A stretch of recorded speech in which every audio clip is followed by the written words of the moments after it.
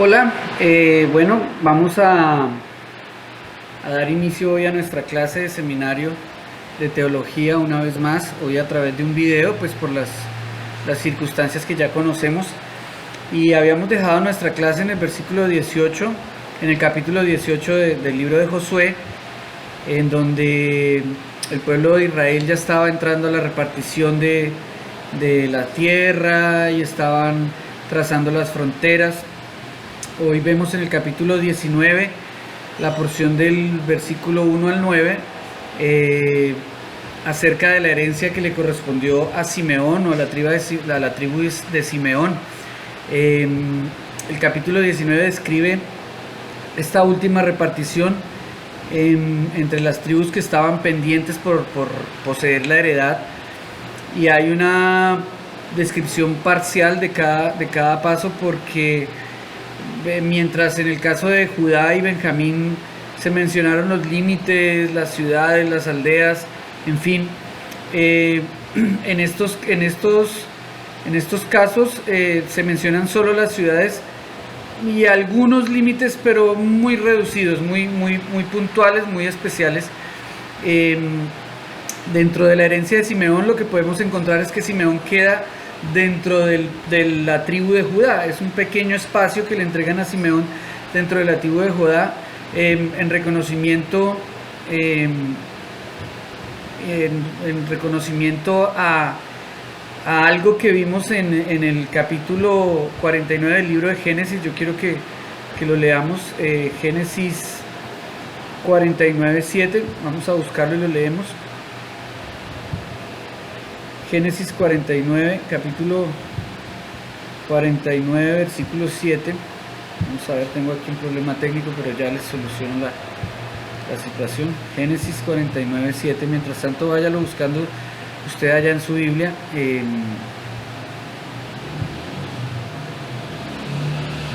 Reina Valera 1960.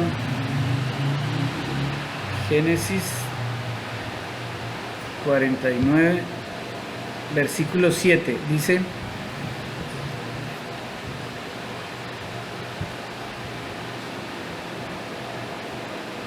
maldito su furor, que fue fiero, y su ira, que fue dura. Yo los apartaré en Jacob y los esparciré en Israel. Entonces es un poco recordando la bendición o la profecía de Jacob sobre sus hijos, y a Simeón y a Leví les habla de que nunca van a poseer tierra, sino que van a estar como siempre al servicio o esparcidos por Israel. Entonces, en este capítulo 19 de Josué podemos ver que un poco se cumple esta profecía, ¿no?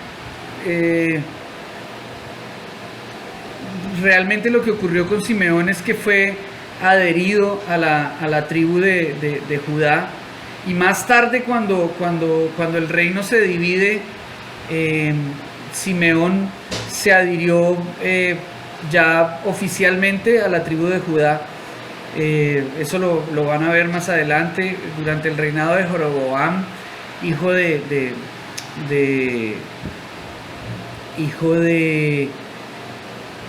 nieto de David y hijo de Salomón. Vemos cómo el reino se divide y Simeón se adhiere a una de las fracciones, que es la tribu de Judá. Ahora, lo que creo, ya para entrar en materia, lo que creo que más se destaca en este pasaje es la actitud de la tribu de Judá, que demostró un sentimiento de hermandad hacia Simeón, ¿no? Realmente ellos no estaban Simeón no era una tribu que estuviera muy fortalecida, y tampoco que fuera muy respetada por causa de la profecía que había sido desatada por su padre Jacob. Pero este sentimiento de hermandad que existía entre Judá y Simeón, pues no es solamente una remisión o una redención eventual como un símbolo político, sino que de verdad es una actitud que podemos ver permanente en esta nueva Israel, después de la emancipación, después de su paso por el desierto, después de esta formación tan tremenda que ha tenido, porque a veces eso es lo que trae a nuestras vidas, el hecho de atravesar momentos difíciles, el hecho de pasar por desiertos, lo único que nos hace es ponernos en los zapatos del otro, en el lugar del otro, y eso genera muchas veces esa solidaridad y esa unidad que tanto se necesita en el cuerpo de Cristo. En el versículo 9 vemos que la tribu de Judá no se caracterizó por la avaricia, sino que a pesar de que tenían mucho, no se dio, ella cedió, a la tribu de Simeón lo que en realidad ellos veían que necesitaban, no acapararon. Ellos tenían mucho territorio, pero no tenían tanta población para proteger ese territorio y no poderle dar un cuidado militar y un cuidado político importante en ese periodo. Entonces esto nos da una enseñanza también acerca de cómo hoy en día muchos conflictos internacionales se dan por la avaricia de las naciones que desean poseer territorios y acaparar riquezas, y seguramente no los van a administrar adecuadamente, pero insisten al final y lanzan un discurso de orgullo nacional. Pero el caso de Judá es una demostración de que la grandeza de un pueblo no se limita solamente a la posesión excesiva de territorio y riquezas, sino a la solidaridad que tenga con sus vecinos menos favorecidos, que después se pueden convertir en nuestros mejores aliados, no por fuerza, sino más bien por un sentimiento de gratitud, de fraternidad, cuando los hemos ayudado. Por eso la palabra habla de que muchas veces, o en general, más bienaventurado es dar que recibir. Y esto nos muestra el modelo de una nueva sociedad que Dios ha creado en Canaán por medio de Israel. Este factor de solidaridad, este factor de unidad se caracteriza y se va a mostrar permanentemente durante este periodo.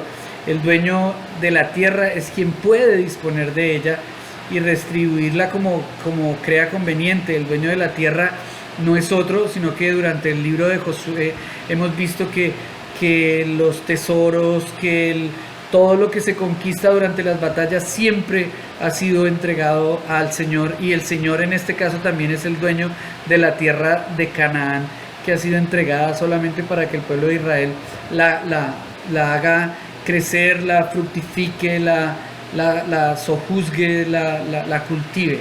Amén. Entonces esto tiene que darnos una enseñanza muy especial también acerca de cómo nosotros vemos las cosas o las pertenencias que Dios nos ha entregado, las bendiciones que Dios nos ha dado, empezando por nuestra familia, por nuestra esposa, nuestros hijos, nuestras pertenencias naturales o físicas. Deberíamos asumirlo de esta misma manera para poder tener una correcta administración y un correcto desenvolvimiento, y que sea realmente una bendición integrar en nuestras vidas, entender que todo lo que tenemos no es nuestro, sino que es de Dios. De esa manera era que el pueblo de Israel veía la situación en este tiempo histórico y en este momento y en este pasaje que estamos viendo, y creo que es una enseñanza importante para nosotros en la escritura y en nuestra vida práctica. Ahora, en el mismo capítulo 19, del versículo 10 al 16, vemos la herencia de Zabulón. Zabulón fue uno de los hijos de Lea. Recuerde que Jacob tuvo dos esposas, y la primera que tuvo fue Lea, un poco engañado por su suegro, pero finalmente Lea, a mi parecer, esto es una opinión muy personal, es una de las mujeres más hermosas en la Biblia. No sé si físicamente, pero espiritualmente y en su carácter es una de las mujeres más hermosas. Fue una mujer sujeta, fue una mujer confiada en el Señor, fue una mujer que Dios honró. Zabulón es uno de los hijos de Lea, y de Lea podemos ver la simiente de Jesús más adelante, ¿no? Zabulón nació después de Isaacar, pero recibió la bendición antes que él por parte de Jacob y de Moisés. Su territorio se extendía cerca del lago de Quiret, es decir, lo que hoy en día llamamos el mar de Galilea, y hacia el Mediterráneo por el oeste. Según parece en un principio, ellos no tocaban las costas occidentales porque estas pertenecían a Manasés. Eso lo puede ver en el capítulo 17, versículo 10, pero la extensión norte Asur no se puede trazar con exactitud porque muchos de los lugares mencionados en este momento ya no son conocidos. En el momento en que fue entregada la tierra eran puntos geográficos que eran conocidos, pero para nosotros hoy son desconocidos. Dentro del territorio de Zabulón hubo lugares destacados históricamente, como Nazaret, donde Jesús estuvo buena parte de su niñez y su juventud. Después, en el versículo 17 del mismo capítulo 19 podemos ver la herencia de Isaacar. No es mucho lo que se dice sobre Isaacar, pues solo se mencionan ciudades principales sin dar los límites territoriales. Lo que sí queda claro es que está ubicada al este de la llanura de Esdraelón, que es identificado más fácil para nosotros como el valle de Jezreel, mencionado en Jueces 6:33, en Oseas 1:15, en el mismo libro de Josué, en el capítulo 16:16. Estas son citas bíblicas que usted puede tener como referencia y estudiar luego. Los lugares más importantes del territorio de Isaacar son Jezreel, donde estaría el palacio de Acab, también Sunem, donde vivió la mujer que hospedó a Eliseo. Además, allí están ubicadas las montañas de Gilboa, donde cayeron Saúl y Jonatán, y está también Endor, donde Saúl consulta a la adivina. Esto lo vamos a ver más adelante en el libro de Jueces y en los libros del profeta Samuel. La herencia de Aser está en el mismo capítulo 19, del versículo 24 al 31. El límite occidental se traza de norte a sur por las ciudades mencionadas en este texto. El sitio sigue siendo desconocido, sin embargo se nombran lugares como el Carmelo, se nombran lugares que más adelante van a ser nombres comunes en la escritura. Se unió con el territorio de Zabulón y Neftalí, eso lo podemos ver en el versículo 27, pero en realidad pues no es mucho lo que se habla acerca de Aser. Sin embargo, tiempo después fue una metrópolis de mucho progreso entre los fenicios y está referenciada en Jueces capítulo 1:31. Luego se menciona también dentro de la ciudad fortificada de Tiro, que al parecer es una gran ciudad con características de gran ciudad. En general no es mucho lo que se habla acerca y no es mucho lo que nos puede aportar. Sin embargo, hay una referencia histórica muy importante, y es que una persona muy notable como es Ana pertenecía a esta tribu. Eso lo puedes constatar en Lucas capítulo 2 versículo 36. Amén. Es como una referencia un poco dentro de un contexto histórico y dándole un poco de importancia a esta entrega de tierras. También tenemos la herencia de Neftalí en el versículo 32 al 39 del mismo capítulo 19. Neftalí era la tribu que estaba más al norte de todas, estaba muy cerca del monte Líbano, que es un sector geográfico muy conocido para los que estudian la Biblia. Fue dentro de estos límites donde Josué derrotó al rey Javín. Recuerdan en el capítulo 11 y desde el versículo 1 en adelante vemos esta gran victoria. En esta tribu también se localizaron poblaciones conocidas como Capernaum, Betsaída, el lago de Kineret, ciudades donde nuestro Señor Jesucristo desarrolló gran parte de su ministerio y obró grandes milagros. Después, en el versículo 40 vemos la herencia de Dan. La tribu de Dan había estado al frente de los escuadrones del campamento de Israel, ¿lo recuerdan? Durante la marcha en el desierto, pero tal como su escuadrón iba a la retaguardia en esas marchas, ahora es la última tribu en ser mencionada como en esta repartición de la herencia en Canaán. por los nombres de las ciudades, más o menos damos una ubicación geográfica porque no se mencionan los límites. A esta tribu le correspondió ubicarse en la parte sur del país, es decir, entre Judá por el este y los filisteos por el oeste. Limitaba con la tribu de Efraín por el norte y con la tribu de Simeón al sur. Más tarde la tribu de Dan se ubicó en el norte.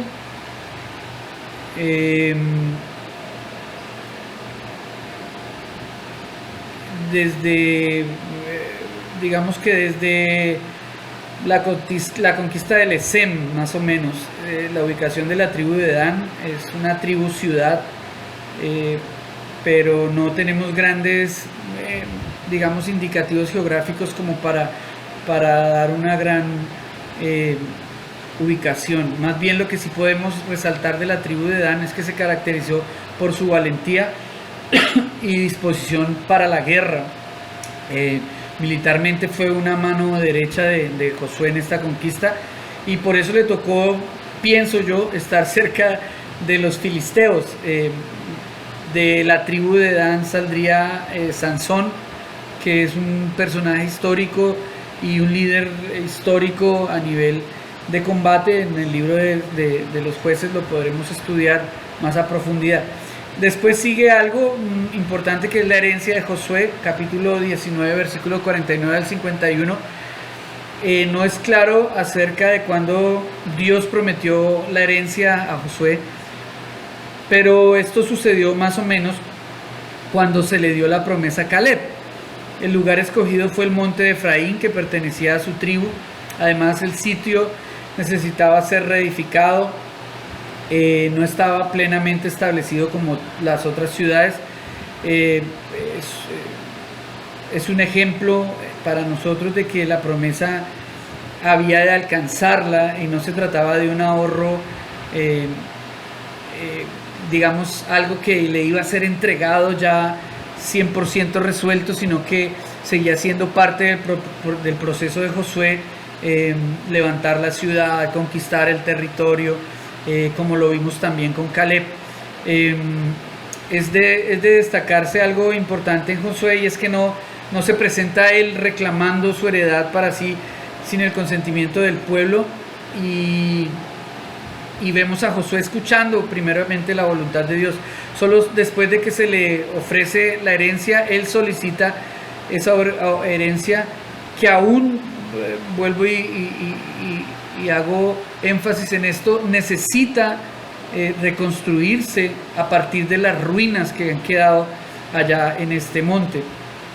Creo que hay varias cosas que podemos rescatar de la actitud de Josué en este relato final de la repartición de la tierra, y es que primero Josué recibió su herencia después de que todos habían recibido ya su parte, ¿no? A diferencia de los reyes que antes veíamos y estudiábamos en la tierra de Canaán, ellos conquistaban los territorios y lo primero que hacían era coger su parte, reclamar para sí las mejores tierras y las primeras tierras conquistadas. Aquí hay una lección de servicio y de humildad, un servicio a Dios, un servicio al pueblo por encima del interés colectivo, es decir, un servicio al pueblo poniendo por encima el interés colectivo antes que el propio, y creo que eso nos muestra el carácter del líder, el carácter del pastor, que antes de pensar en su bienestar personal, siempre debe estar pendiente del alimento de sus ovejas, del bienestar de sus ovejas, de la situación emocional y espiritual de sus ovejas. También creo que Josué dio un ejemplo de fidelidad a Dios y de confianza en sus promesas, pues lo que pidió como heredad fue una ciudad destruida. En cierto sentido quería comenzar de nuevo, creo que muy acorde con lo que aprendimos también con Caleb, que quería empezar de nuevo en un territorio asignado, lo que implicaba que iba a tener que seguir viviendo una vida de disciplina, de trabajo, a algo que él mismo había inculcado a otros líderes. A veces para nosotros es fácil ser un ejemplo de liderazgo, un ejemplo de espiritualidad cuando estamos delante de nuestros discípulos o cuando estamos delante de las personas que nos están observando, nos están evaluando. Pero cuando tenemos la oportunidad de aflojar, cuando estamos en nuestra casa, en la intimidad de nuestro hogar, cuando tenemos personas a nuestro alrededor como nuestra esposa, nuestros hijos, que son tan permisivos y tan comprensivos con nosotros, pues aflojamos un poco. Y lo que vemos aquí en Josué es que él no aflojó. Lo que él pidió no era una ciudad opulenta, llena de riquezas y botines de guerra, sino una ciudad desolada y abandonada, que requería que alguien como él metiera mano para que transformara esas ruinas en un hábitat bonito, vivible, tal como lo exigía la nueva sociedad que Dios estaba formando. Quiero que eso lo entiendan muy bien. Creo que este tiempo nos muestra, como todo el libro de Josué, el corazón de Dios.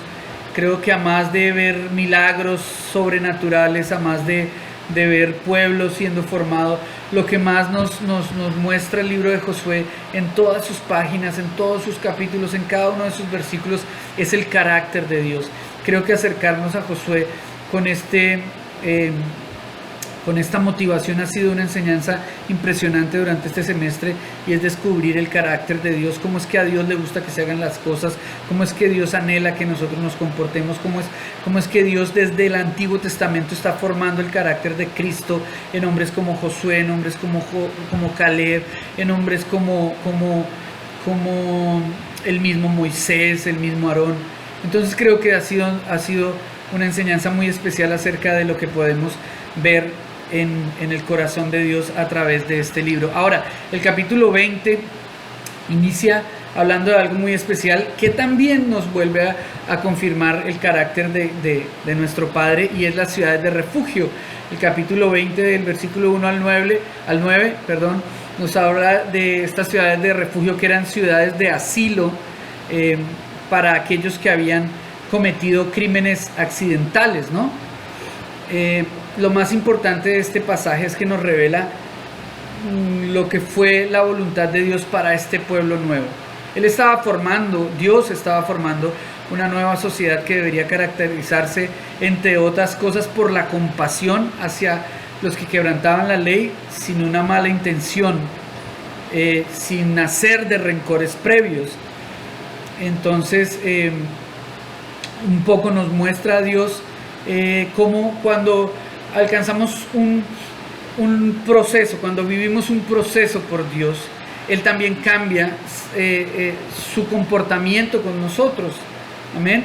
Es diferente el comportamiento de un padre con un bebé, es diferente el comportamiento de un padre con un niño, es diferente el comportamiento de un padre con un preadolescente, y es diferente el comportamiento de un padre con su hijo adolescente o adulto, porque quizás el nivel de confianza, el nivel de aprendizaje de ese hijo ya está en un punto alto, donde Dios y donde un padre, siguiendo con nuestro ejemplo, puede confiar un poco más en su hijo y se hace un poco más cercano. No que Dios esté distante cuando somos niños espirituales, sino que ese conocer el carácter de Dios, que ese asemejarnos un poquitito más a Dios, hace que Dios también tenga cierto grado de cercanía, de coinonía, si lo puedo decir de esta manera, con nosotros.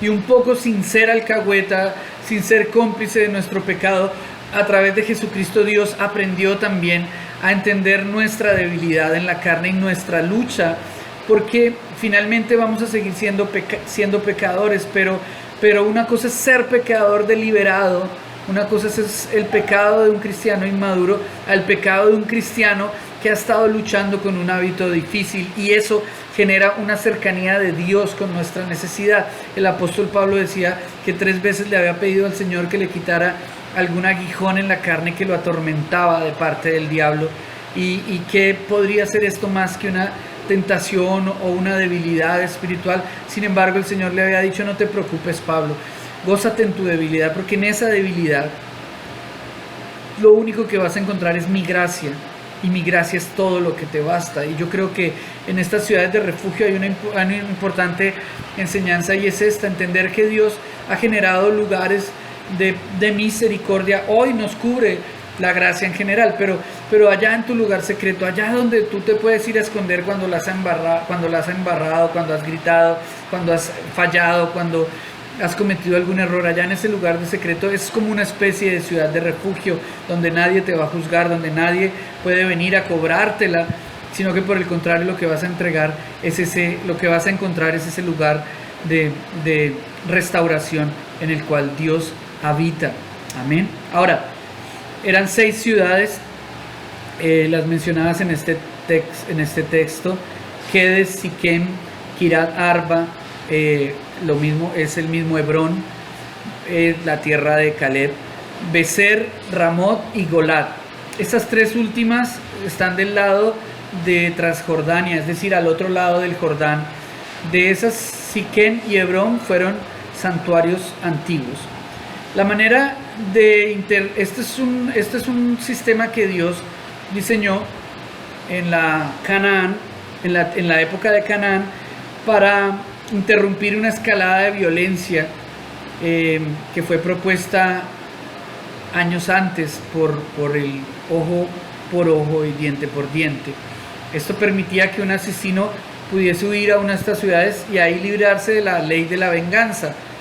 En cada una de estas ciudades había comunidades de sacerdotes levitas. Esto lo puedes ver en el capítulo 21, en el capítulo 27, en el capítulo 21, versículos 13, versículo 21, versículo 27, versículo 32, 36, 38.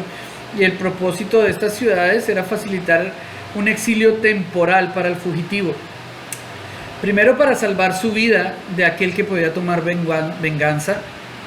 Recordemos que estamos hablando de crímenes no intencionales, de crímenes sin dolo, de crímenes sin premeditación, sino accidentes. Lo segundo era purgar la culpa por el derramamiento de la sangre del inocente, y lo tercero era para prevenir una extensión ilimitada de venganzas y venganzas y venganzas familiares, para que así no hubiera un gran derramamiento de sangre inocente en la tierra.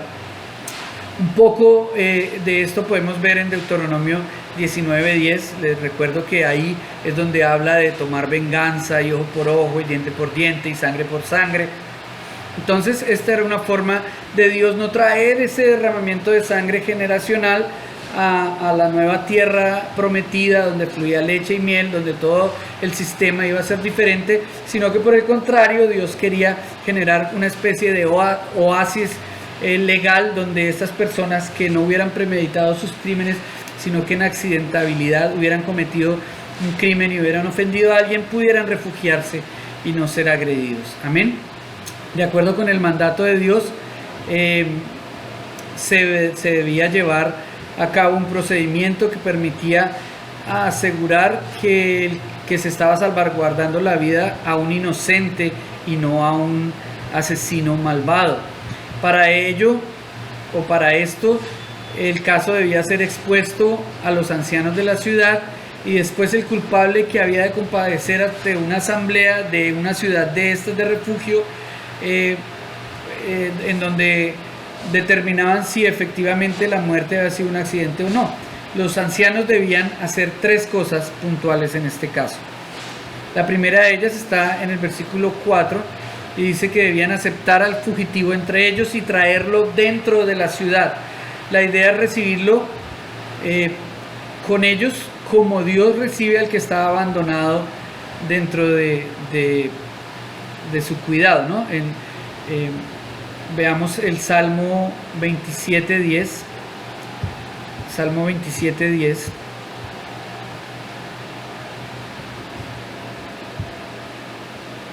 Vamos a ver, tengo un problema acá con la Biblia mía, pero voy a tratar de... Salmo, denme un espacio, es que estoy estrenando Biblia y todavía no me ubico muy bien en esta Biblia que instalé en el computador, pero ya. Salmo 27, capítulo 27, versículo 10, dice: aunque mi padre y mi madre me dejaran, con todo el Señor me recogerá. Amén.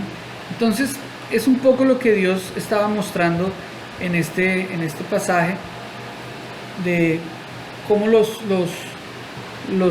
ancianos de la ciudad deberían aceptar al fugitivo dentro de los muros de la ciudad, mostrándonos un poco esa misericordia que Dios muestra todo el tiempo con nosotros. Amén. Lo segundo que debían darle era un lugar en el cual vivir.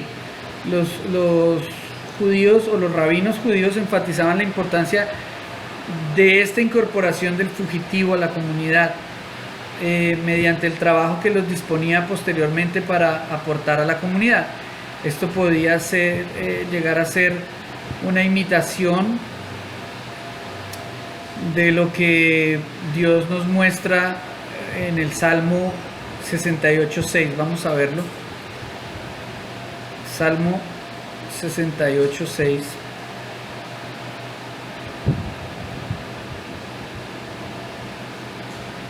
Salmo capítulo 68, versículo 6. Mire lo que dice.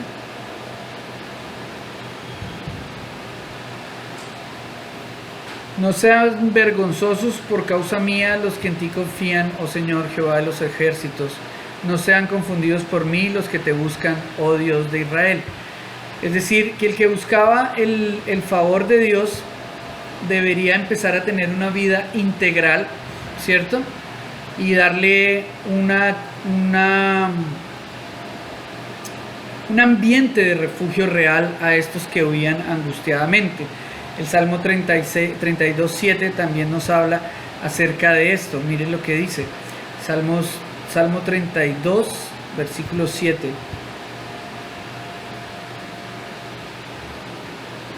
Salmo 32.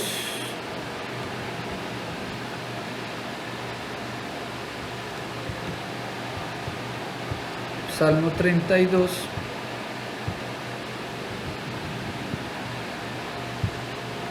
Versículo 7, mire lo que dice tan bonito. Lo leo porque me parece muy lindo. Él junta un montón de aguas del mar y pone en depósitos. Perdón, no, creo que estoy en una cita equivocada. Salmos 32. Salmos 32, versículo 7. Salmo 32, el anterior. 32.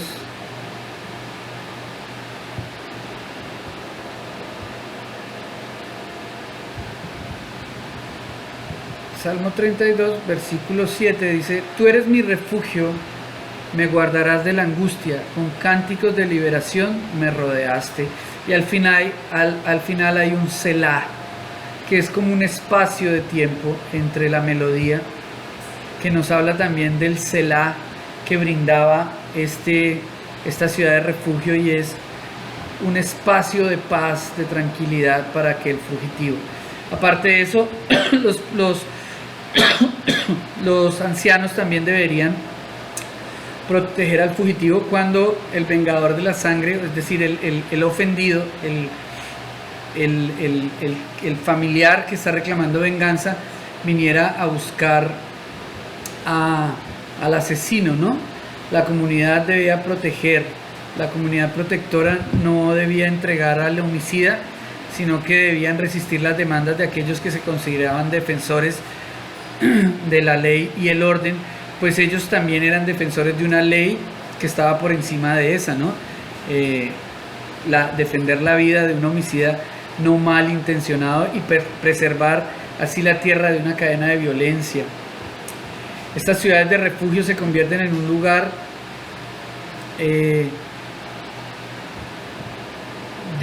que es un modelo de una sociedad compasiva, que teniendo leyes no debía ponerlas por encima de la persona humana. Aquí un poco encontramos la contradicción que siempre planteo yo acerca de lo que es la ley y lo que es la justicia, ¿no? No siempre la ley y la justicia están acordes, o no siempre concatenan, no siempre son idóneas, y Dios nos da un nuevo ejemplo de aquí. La ley decía que debían, el ofendido debería cobrar venganza al asesino, pero la justicia de Dios nos habla de que el asesino debería ser guardado porque su crimen no fue intencional. Amén. Actualmente se puede ver este modelo como un desafío para nosotros los hijos de Dios, que vivimos en situaciones complicadas y que a veces nos volvemos implacables y jueces con los demás, pero el Señor nos está hablando acerca de tener compasión y manejar el discernimiento y manejar ese amor y esa misericordia que nos fue entregadas a nosotros por parte de Jesús cuando no éramos inocentes, sino que por el contrario habíamos pecado deliberadamente. Sin embargo, Dios nos mostró su misericordia de una manera ilimitada y aún nos la sigue mostrando. Entonces, si a nosotros nos perdonaron, ¿quiénes somos nosotros para no perdonar? Creo que estas ciudades de refugio nos hablan también acerca de la misericordia de Dios, de esa misericordia que nosotros recibimos y ahora debemos dar a los demás. Ahora, el capítulo 21 habla acerca de las ciudades las ciudades levíticas, o las ciudades que le fueron entregadas a la tribu de Leví. Recuerden que a la tribu de Leví no se les entregó un terreno, sino ciudades. No se les entregó una heredad como tal, sino que fueron entregadas ciudades donde ellos podrían labrar y establecerse. Entonces se nos habla en el capítulo 41, en el capítulo 21, versículo 41, se nos habla acerca de 48 ciudades. Las ciudades levíticas no se pueden separar del proceso de la herencia o posesión, porque también nos hablan acerca de ese descanso de la tierra, ¿no? Sin este sistema de centros de la Torá, en donde se estudiaba la Torá, en donde se enseñaba la Torá, en donde se levantaban los cánticos de la Torá, el proceso no solo hubiera sido incompleto, sino también hubiera traído frustración. La presencia activa de los levitas fue significativa en todo el proceso de apropiación de la tierra prometida. Ellos eran los que portaban el arca del pacto durante la gran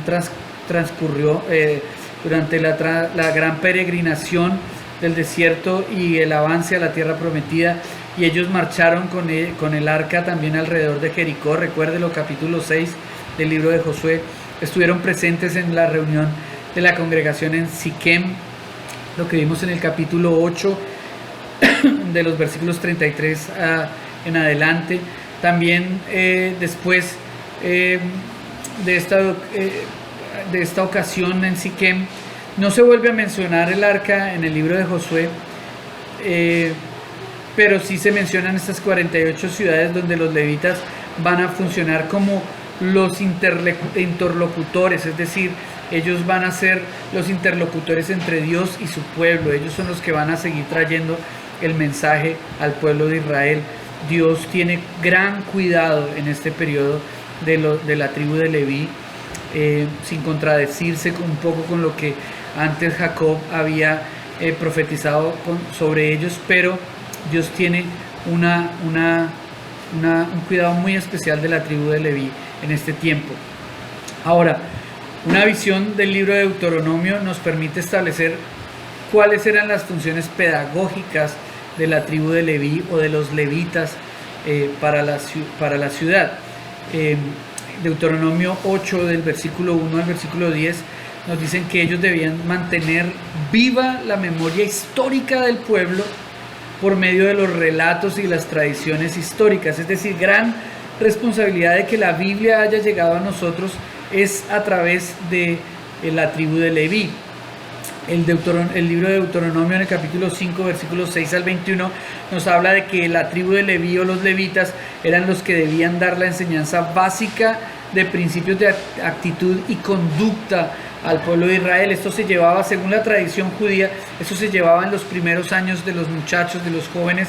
Los primeros años ellos vivían con sus padres que les enseñaban sus trabajos, pero después eran llevados a donde estaban los levitas, años después al templo, pero en este momento a las ciudades a donde los levitas les enseñaban las enseñanzas básicas de sus principios y de su actitud y de su conducta como pueblo de Dios. Amén. también ellos debían establecer la identidad como israelitas. En Deuteronomio capítulo 7, versículos 6 al 11 podemos ver cómo Dios encarga esta labor también a los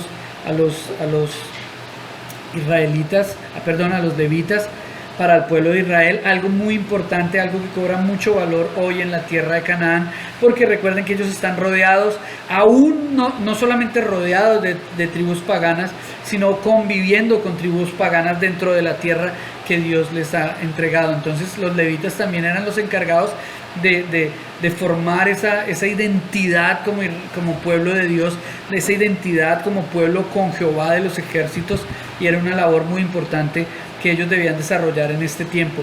Deuteronomio 21, del capítulo 21 al capítulo 23, nos habla también de que ellos debían hacer la aplicación de las enseñanzas de Dios a los casos específicos, es decir, es una suerte de juez que aparece en este periodo para la tribu de Israel.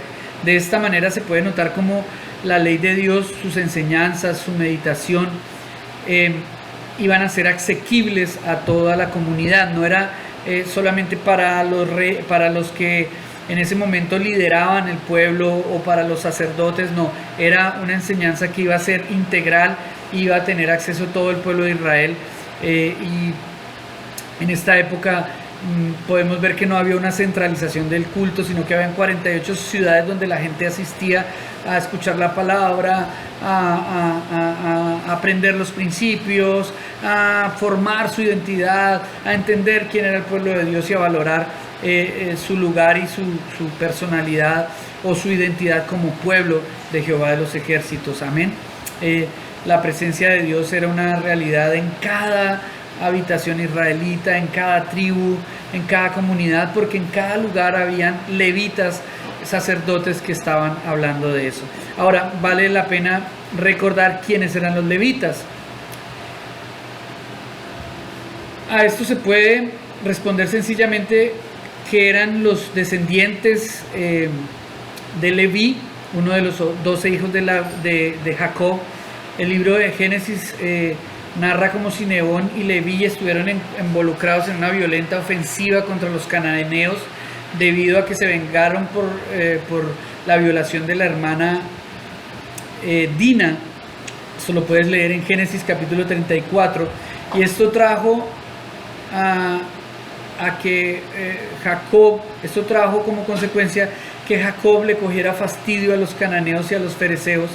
Y Jacob profetizó que los descendientes de los dos hermanos iban a estar esparcidos por Israel. Por eso Simeón y Leví realmente no tienen una tierra prometida como un lugar geográfico entregado. Vemos que Simeón estaba dentro de la tribu de Judá y Leví fue esparcido en 48 ciudades por toda la tierra prometida. Amén.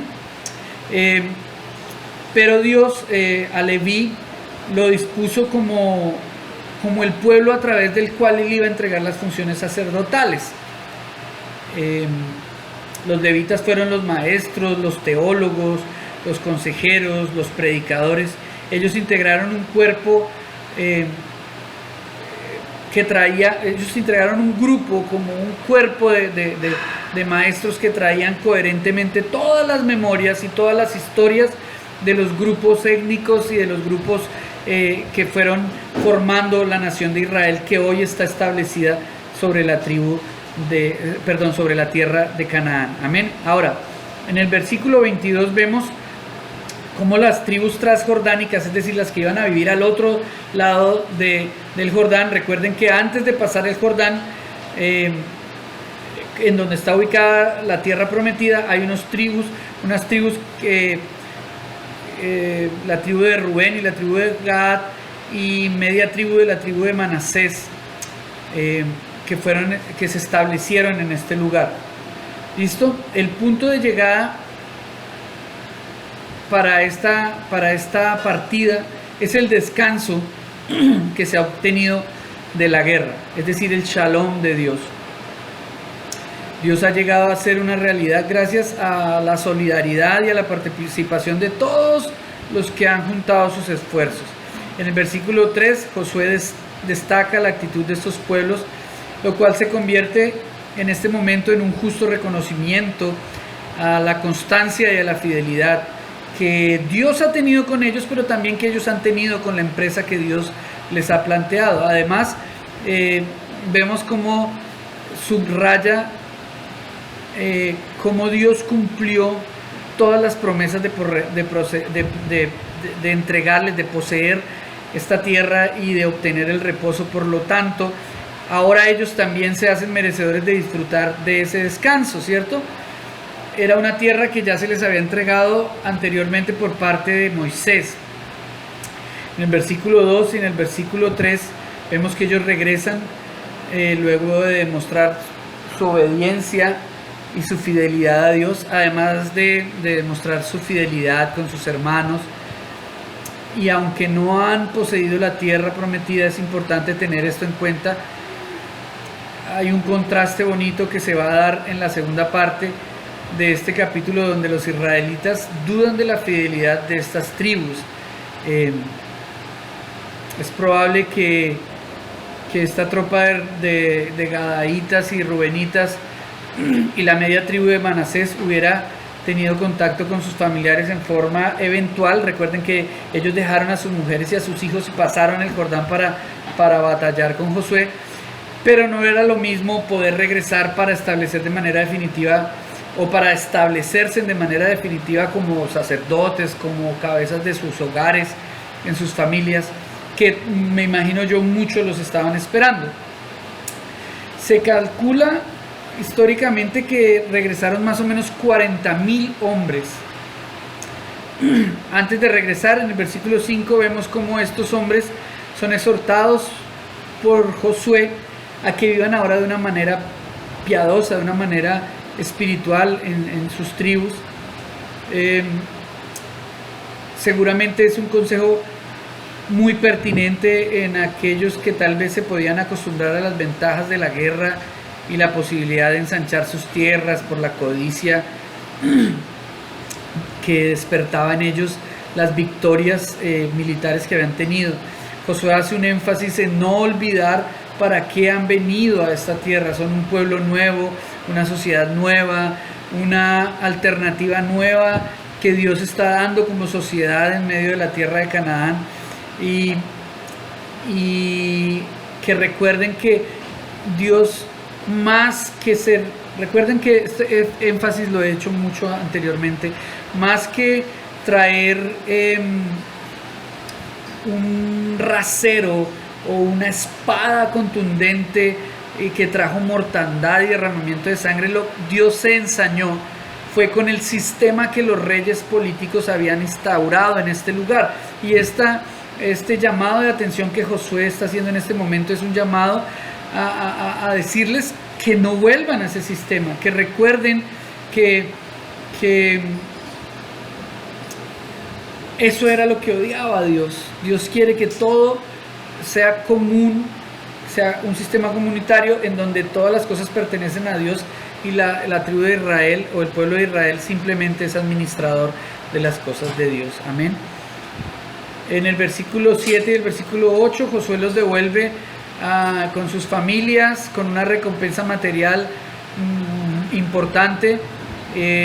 Josué les entregó riquezas, mucho ganado, plata, oro, bronce y muchos vestidos, frutos del botín de guerra que habían adquirido durante ese tiempo. Sin embargo, en el capítulo 22, en el versículo 10 al 34, vemos que la paz que reina en este momento se ve amenazada por algunos vástagos, algunos residuos de esa antigua Israel envidiosa, de esa antigua Israel murmuradora, de esa antigua Israel que no respetaba el liderazgo, y lo podemos ver en el capítulo 22, en el versículo 10 al 34.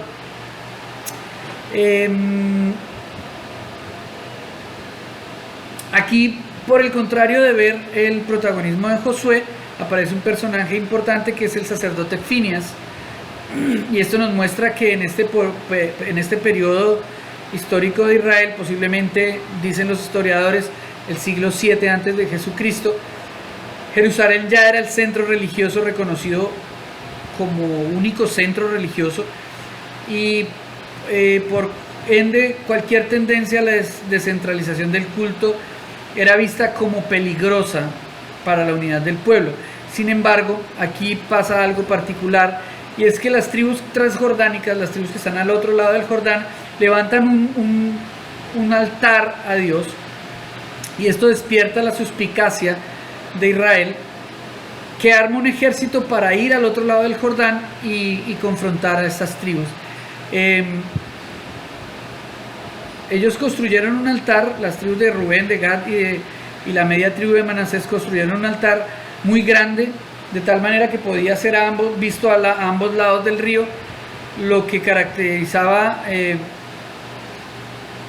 lo que despertó, más que caracterizar, lo que despertó fue una desconfianza en los pueblos que estaban en el Canaán, y que pensaron que esto dejaba una puerta abierta para que hubiera una mala interpretación respecto a la adoración a Dios, y que creyeron que esto podía constituirse en una abominación contra Dios. Ellos marcharon al otro lado del Jordán y los confrontaron.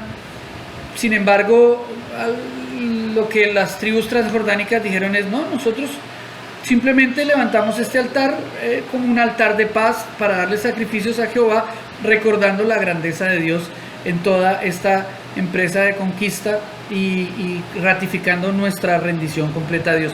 Ahí terminó el incidente, cada uno volvió a su tierra y todo continuó en paz. Sin embargo, creo que hay varias cosas que podíamos analizar, y es que antes de lanzar un juicio siempre hay que indagar bien acerca de lo que se está diciendo sobre una congregación o sobre una persona. En verdad no es sano quedarse con el primer informe, ni aún con lo que se está viendo después. Pues en el caso de las tribus transjordánicas tenían un objeto sano para levantar ese altar, es decir, tenían una buena motivación, tenían una buena intención, pero los del otro lado no lo sabían. Lo que las evidencias mostraban era que quizás ellos habían vuelto a la idolatría, pero realmente no se trataba de esto. El problema en el fondo del asunto de los altares es si realmente estaban en un solo espíritu, o si realmente se habían apartado de Dios. El pueblo solo había construido un altar al pasar el río, con lo cual se había buscado que otros públicamente tuvieran acceso a esta historia, a esta conmemoración, pero las tribus transjordánicas quisieron hacerlo movidos por la gratitud, movidos por el amor, y al otro lado del Jordán, en Canaán, lo ven como una abominación, y fue un problema permanente, ¿no? La historia de Israel nos habla siempre acerca de esto, como el pueblo de Israel es un pueblo emocionalista que nunca logró una buena madurez espiritual, pero nosotros debemos aprender acerca de eso y no movernos por emociones, no movernos por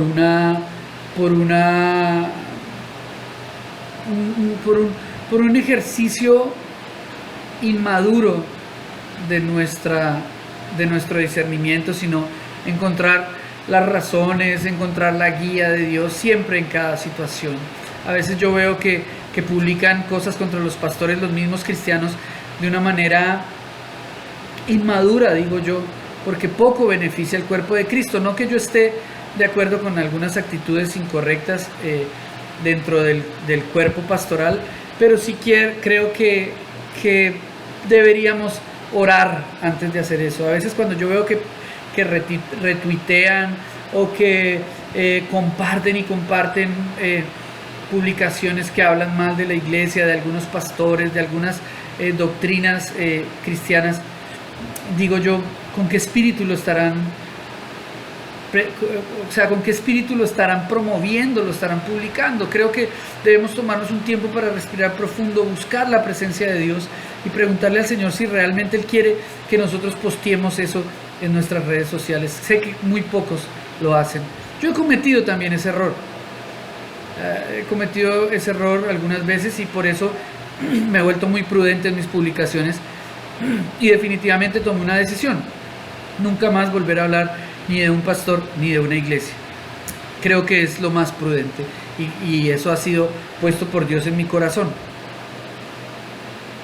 Ahora, tanto como tú, yo también me duelo y siento celo del Señor de algunas situaciones que se dan dentro de las iglesias y algunas doctrinas de error a las cuales se lleva a las personas, pero no es mi lugar el de juez. Yo simplemente soy un pastor y tú simplemente eres un discípulo, siervo de Dios. El juicio le pertenece al Señor. Amén. Creo que eso es lo que nos debe mover. Antes más bien publicar en redes sociales cosas lindas de Jesús. Hay tantas cosas para predicar lindas de Jesús, infinitas cosas lindas de Jesús. Porque nosotros volvernos un speaker, una atalaya negativa de las cosas que ocurren, no benefician a nada el mensaje de la cruz del Calvario. Amén. Ahora, en el capítulo 23 y parte del 24 vemos los últimos días de Josué. Vemos que Josué ya está bastante viejo, aparentemente está próximo a la muerte. Sin embargo, en el capítulo 24 se presenta a un vigoroso Josué, ajeno a cualquier idea de muerte cercana. Entonces,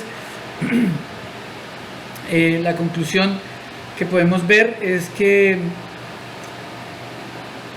después de la asamblea del Siquem, hay un periodo donde Josué maneja un perfil bajo. Ya en el versículo 24 vemos que Josué muere después de las recomendaciones dadas en el capítulo 23 y se encuentran algunas interrogantes acerca del pasaje. Sin embargo, pienso que esto ratifica un poco lo que al principio del estudio del libro de Josué les dije. Yo creo que gran parte del libro de Josué fue escrito por Josué. Sin embargo, el epílogo o la parte final del libro fue escrita por un observador, otro escritor que terminó de contarnos la historia. Por eso es que un poco en estos últimos capítulos se ve como una discordancia en la línea de tiempo dentro del libro, pero no creo que se constituya en una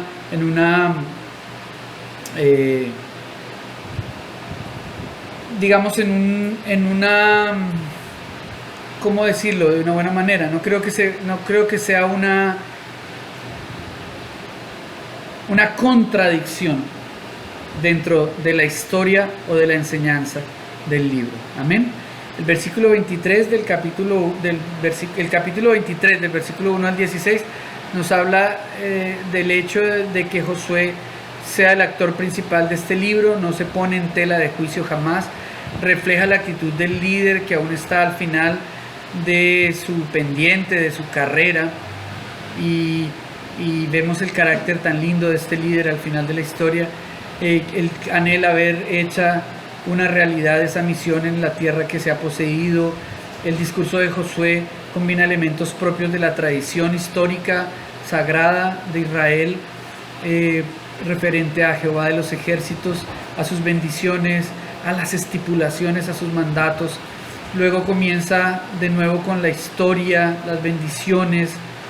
Después comienza a hacernos ver algunas advertencias que son fuertemente enfatizadas hasta el punto que se puede pensar que ese es el objetivo del discurso: prevenir a Israel de apartarse de Dios. Es un líder que al final de su tiempo lo único que le importa es su pueblo, y lo único que le importa es la relación que tenga Israel con Dios. Los llama a no apartarse de Dios. En el versículo 14 vemos de nuevo una mención histórica simplemente para enfatizar las consecuencias de la infidelidad y cómo esta infidelidad representa un peligro permanente para el pueblo. Dios exige fidelidad, Dios odia la idolatría, y menciona las naciones 7 veces en este capítulo, y son presentadas como un problema, pero al tiempo este problema se convertirá en una oportunidad dependiendo de cómo Israel se establezca frente a ellas, o cómo Israel se pare frente a ellas. Yo creo que esto nos da una enseñanza muy importante, y es cómo nosotros debemos pararnos frente las situaciones que Dios nos plantea en el mundo en el que habitamos hoy en día. No todo el mundo cree en Dios, no todo el mundo adora a Dios, no todo el mundo teme al Dios en que nosotros hemos confiado. Pero nuestra actitud frente a ellos puede ser, por un lado, rechazarlos, o por el otro, estar firmes y acercarlos. Esa era la invitación de Josué con estas naciones que vive nombrando en este capítulo a Israel, diciéndoles: miren, párense firmes en su fe, párense firmes en sus enseñanzas, pero acerquen a esas naciones al Dios verdadero, a Jehová de los ejércitos, el cual nos ha entregado esta tierra. Recuerden que el desagrado de Dios no era con la gente que habitaba en esas tierras, era con los reyes y con el sistema que esos reyes habían instituido. Creo que eso mismo debemos aplicarlo nosotros hoy en día. Nuestra pelea no es con el pecador. Me duele el corazón cuando lanzamos juicios y cuando desaprobamos a personas, desechamos personas, desechamos familias por causa de sus comportamientos lejanos a la voluntad de Dios. Sin embargo, lo que Dios nos invita es a aborrecer el sistema que hay en este mundo, no al pecador. Ya Dios pondrá puntual su posición frente a estos hombres y a estas mujeres el día del juicio, pero nuestra posición debe ser firme en cuanto a nuestra fe, ser radicales con nosotros y con nuestra fe. Es decir, no participar de lo que el mundo y el sistema del mundo ofrece, pero ser unos brazos extendidos, ser unas puertas abiertas ante esas personas que hoy están siendo víctimas del sistema del rey y del sistema de este mundo, del príncipe de este mundo y del sistema de este mundo. Amén. Creo que nosotros debemos ser ese canal de reconciliación entre Dios y la humanidad hoy en día. Más que los jueces, Dios no nos ha llamado a ser jueces, Dios nos ha llamado a ser voceros, parlantes, speakers, atalayas, profetas de bendición para la tierra en estos días. Amén. Y enseñar lo que Jesús nos ha enseñado. Ese fue el llamado. Amén. No ir y juzgar al mundo, no. Este no es el tiempo del juicio, este es el tiempo de la gracia. Y creo que este discurso de Josué nos llama hoy en día a actuar de la misma manera. ¡Ey! Pilas, sean firmes con su fe, sean firmes con su espiritualidad, pero no le quieran imponer eso al mundo. Antes, al contrario, con lazos de amor atraigámoslo ante esa espiritualidad y ante esa fe a la cual nosotros somos firmes. Amén. Ahora, el capítulo 24 nos muestra la renovación del pacto de Dios con Israel y la gracia de Dios.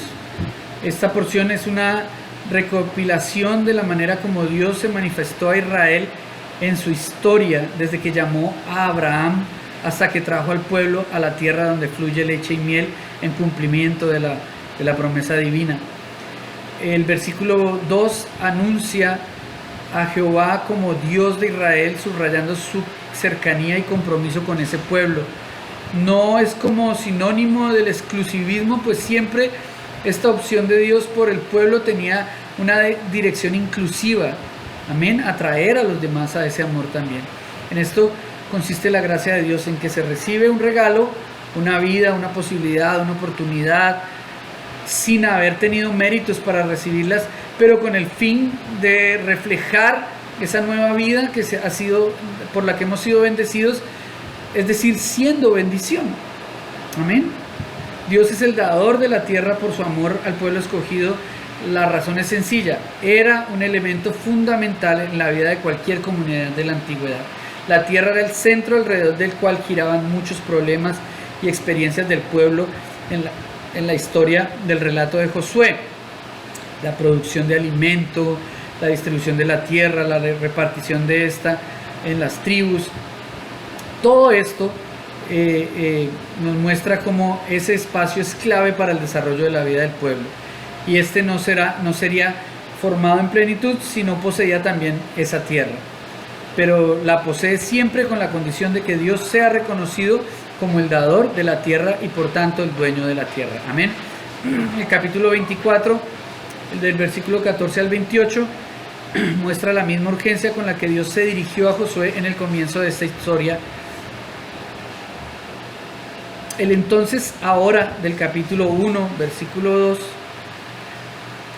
ahora se transforma por un hoy en el versículo 15 del capítulo 24, como momento definitivo para una decisión. Dios optó por Israel hoy. Dios optó por ti hoy como pueblo. Tú debes optar hoy por Dios. Lo primero hace referencia a los privilegios del pacto, pero lo segundo se expresa en la responsabilidad de nosotros hacia ese pacto. Cristo fue el nuevo pacto con el que Dios se volvió a nosotros. Ahora, hoy, nosotros, hoy, no mañana, debemos volvernos a Él. Cada día es una renovación del pacto. En el discurso Josué llama la atención acerca del pueblo a la necesidad de conversión y de volvernos a los valores y los principios que Dios ha enseñado. Volvernos al servicio que está mencionado 14 veces en esta porción. Es algo muy importante, a través de lo cual nosotros demostramos nuestra fidelidad con Dios, nuestra fidelidad con el pacto. Es el servicio, tanto como fue para el pueblo de Israel, sigue siendo vigente hoy para nosotros. Un aspecto que vale la pena destacar es que Josué como líder apela a la responsabilidad del pueblo en esta renovación del pacto. Ellos mismos son testigos de lo que está prometiendo. En el versículo 22 lo podemos ver. No son forzados a esta decisión y tampoco tendrán que forzar a nadie, ni tendrán nadie que les esté recordando esto, pues ellos mismos están adquiriendo un compromiso como mayores de edad. El establecimiento de una gran piedra en el versículo 26 complementa este hecho de que ellos mismos son los testigos. La piedra les permitirá recordar la promesa que han hecho, el hecho de ser testigos y de que Jehová el Señor y testigos del hecho y de ser testigos del Señor, y que se someterán a Él como único Dios en un precedente de lo que es la sumisión de Israel. Pues ellos deben testificar esto a todas las naciones de la tierra. Amén. El capítulo 24 al final nos da una abertura o una apertura, abre una puerta hacia el futuro. Estos versículos constituyen la finalización de la historia relatada en el libro de Josué. Se destaca el hecho de que durante el liderazgo de Josué el pueblo haya servido a Jehová todo el tiempo. En el versículo 31 lo enfatiza, lo cual es un elogio a su liderazgo. Josué es recordado como siervo de Jehová en el versículo 29, lo que fue la vocación de toda su vida. Su razón para dirigir al pueblo no era otra que ser siervo de Dios. Y esto es importante subrayarlo. Josué es de aquellos líderes que ejercen esta función no para que la gente les siga, sino para que vayan en pos de Dios.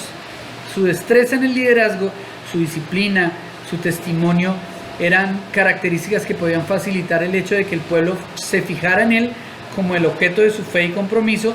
Sin embargo, él siempre enfatizó que él servía a Dios.